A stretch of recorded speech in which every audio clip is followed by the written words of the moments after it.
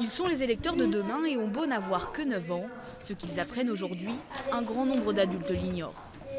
Quel est le mode de scrutin pour ces élections européennes? Là, le mode de scrutin, c'est la façon dont on vote pour les élections européennes.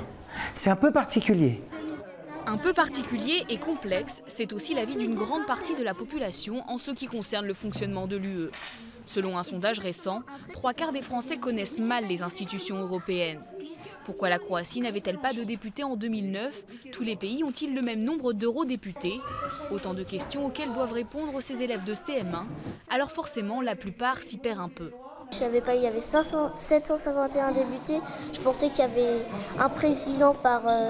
il y avait 28 présidents parce qu'il y a un président par pays. Il y a beaucoup de complications et tout dans le Parlement.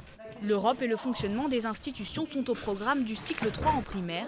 Mais Thomas Hudson a sciemment choisi cette période préélectorale pour l'aborder avec ses élèves.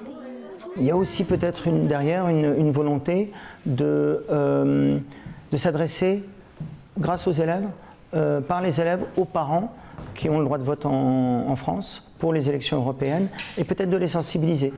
Le professeur a l'interdiction de faire de la politique ou de nommer un parti en particulier, parité oblige. En revanche, il peut sensibiliser les enfants à l'importance de voter.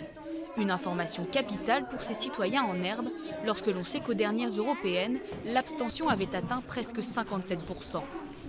Il y a des gens, ils se plaignent de des choses, par exemple des maires, alors ils n'ont qu'à aller voter parce que c'est eux, ils n'ont pas voté, ils peuvent rien dire, c'est ceux qui ont voté qui peuvent dire des choses.